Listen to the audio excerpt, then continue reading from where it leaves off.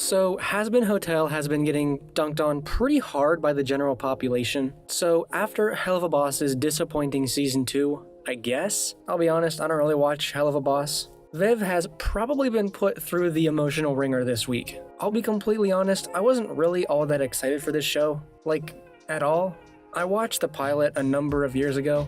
I think it was 4 years ago it came out.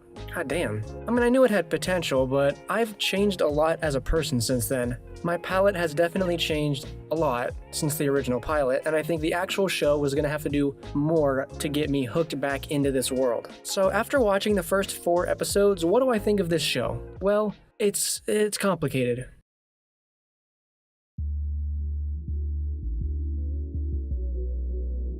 Honestly, right off the jump, I think the episode structure they decided to go with is pretty good. There's definitely an overarching plot developing here, and it's pretty interesting. It's clear that there's a lot we don't know about these characters, and I'd be interested in learning more about their history. The episode always starts with a problem that one of the characters is facing, and that day's activity is to work through it. But this structure is not strictly adhered to. Episode 2 is more straightforward with them doing the activity as a group, but episode 4 is a duo, and I think it works even better like that, honestly. I'm glad they decided to mix it up a little and have every episode feel different. No cookie-cutter stories here. That being said, there is a familiarity with the way each of these first 4 episodes tends to go, and it makes for a cohesive experience. It's up to you to decide whether or not you like the structure, I guess, and the consistent way they pace these episodes, but I like it. I find it to be more enjoyable, personally. So well done on this category. I think it's one of Hazbin's strongest qualities. It's just straight up fun to watch, what can I say?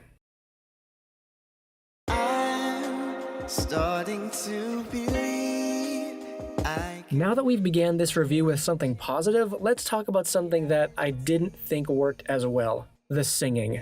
I've had some discussions with others who have also watched the show, and they agree that the singing is not really the strongest part. See, I get what they're going for. The songs are elegant, dramatic, and some of them are even really catchy. Like, there's some bangers in here. They're well sung, the voice actors did a fantastic job with all of them. Most of the voice actors in this show are fantastic, by the way. That being said, the songs typically do more to interrupt the story than to actually progress it. A lot of these numbers are kind of just squeezed into any old conversation between these characters. And when the show tries to do that, it just feels like they're trying to hit the checkbox for the episode, and it doesn't feel earned. You'll probably see a lot of reviewers talking about this point, but most of the songs are more similar to just talk singing, where it feels like the dialogue was just turned into a song, and it ends up feeling a bit discordant. Maybe that was on purpose, I'm not sure, but honestly, I prefer songs that are just rhythmically meaningful, they've got a good structure to them,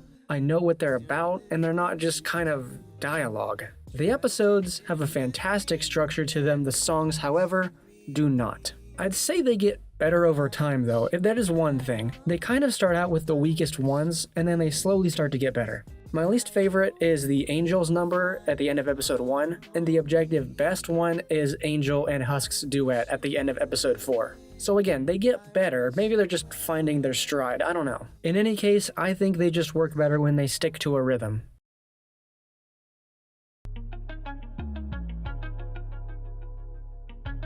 I mean, we knew the animation was going to be great, right? I think it's a big improvement over the pilot, personally. Maybe the pilot had characters that looked a bit freer, if that makes any sense, I'm not sure. Like, not necessarily more expressive, I guess, but able to breathe in their own designs. I think that has something to do with the thinner lines, but I do like the bolder, thicker strokes in the shadows behind each character as they move. It makes them stand out more from the backgrounds. Hell should be a visually interesting place, and it is in this show. It's a lot of red, like a lot of red, a surprising amount of pink anytime Angel's on screen, and it all blends together to make a color palette that's diverse, but not too much on the eyes. Now, I prefer a bit more texture myself when I'm drawing. I've got a lot of chalk outlines on everything I do, but texture isn't really a necessity, and, you know, I think it looks great the way it is.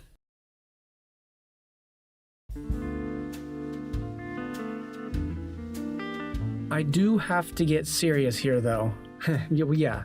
I guess I'm getting serious to talk about the comedy, go figure. In my opinion, the show just isn't very funny. It's definitely got a few knee slappers, but overall, the jokes mostly don't land. They mostly rely on the over-swearing and the borderline constant sexual assault. It's more a drama than a comedy, but as a dramedy, it doesn't really deliver, honestly. It's not too terribly written or anything. I enjoy watching these characters interact, but it never really goes above and beyond to create any particularly funny interactions. A lot of people will complain about the over-swearing. Everyone's talking about it, and they'll definitely exaggerate the amount of it. It happens maybe once or twice per page of the script, and even that might be more than they're actually doing. Yes, there's swearing. We knew there was going to be going in, we all watched the pilot, but some characters do it more than others. And that's why, in my opinion, the constant swearing is a character writing problem, not an overall show problem. And what I mean by that is, a lot of characters don't swear at all. I don't think Charlie swears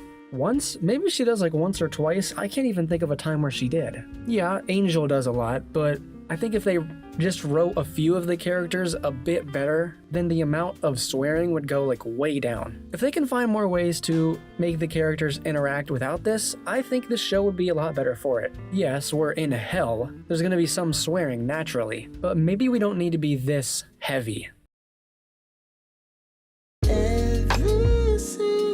Wait, I didn't write this category in the script. Let's talk about it anyway. The show is really heavy on the sauce. I was looking for a nice calzone, little spongy, not too wet, and a lot of the ingredients to balance the whole thing out. But what I got was a big old manicotti with way too much of that marinara.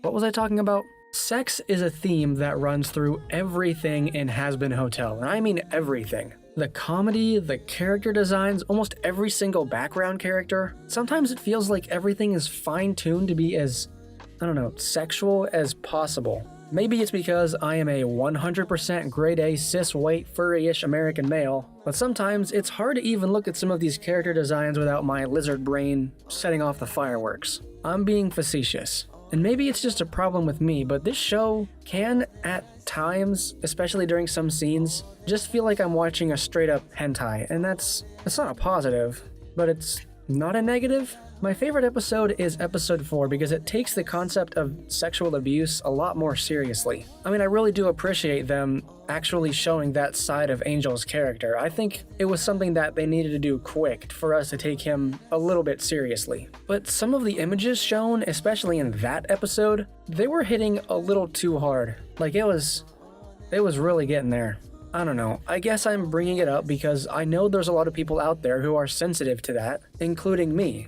This is probably the most open and honest I'll ever be on this channel. As a dude, I recognize the effect that some of this stuff has on me. We're just young adults with bundles of hormones, and it feels like sex is everywhere now. Twitter isn't safe anymore, Twitch definitely isn't safe now, and even TikTok and YouTube Shorts are both getting to that point. It's hard to go anywhere now without seeing some titty, and that genuinely sucks. Sometimes I just want a well-written show, and it just feels like this show is, I don't know, using that as a replacement? Maybe that's a little too harsh. A lot of Hazbin Hotel, and I presume a lot of people's problems with this show, is it's overly raunchy, overly sexy, overly everything just because it can be, and that's its identity, it's the brand. Sometimes it feels like the show is sacrificing really good, consistent, well-developed characters and writing for sexy times, and you know, you can always have your preferences, but sometimes I think the show can just go a little too far. You could even interpret this as nothing against the show. It's just something that Hazbin Hotel has really made me think about. I guess it's just made me wish that we had a little more self-control, you know? I know I'm not alone here. Because of the target audience of my channel and the target audience of Hazbin Hotel have a decent amount of overlap, I know a lot of you out there are just dudes trying to be good dudes, and it's hard when this stuff is like freaking everywhere.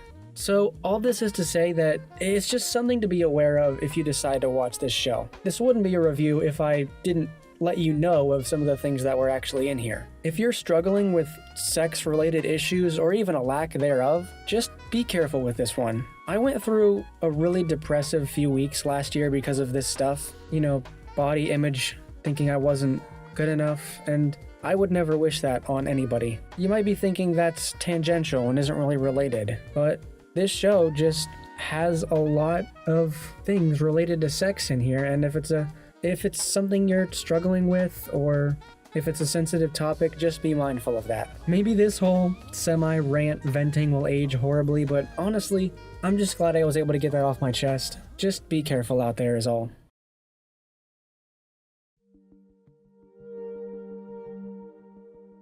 Was this a video about Hazbin Hotel? I think, mostly. Kind of got a little bit off track there towards the end. But honestly, I think this show is getting too much hate. Yes, a lot of my points were negative, but I think people are judging it way too quick. Like I said, every episode got better. Episode 1 was probably my least favorite, and episode 4 was definitely my favorite, even though it had a lot of the hard-hitting sex scenes that I just talked about, because it handled its characters a lot better. Final Space took an entire season to get it right, and we're only 4 episodes in on Hazbin Hotel. I think the characters are still pretty strong right now. The voice cast is mostly really talented, and also it's a YouTuber getting their show picked up by a major studio. That's a huge win. Regardless of whether or not the show is appealing to you, this is something to celebrate. Somebody on this platform achieved their dreams, and that's awesome. You know, I'm glad Viv got this chance to really shine, and I hope she has success in the future. Will I keep watching Hazbin Hotel? Maybe. Like I said, not all of it is for me. Will I make more videos on Hazbin Hotel? That's honestly up to you guys and the engagement on this video. If it does well enough, I might make more reviews. Sometimes I just kind of want to make what I want to make, but if enough of you really want it, then I will give that to you. So anyway, I really appreciate you watching all the way to the end. I hope you have a great rest of your night. I love you guys. See ya.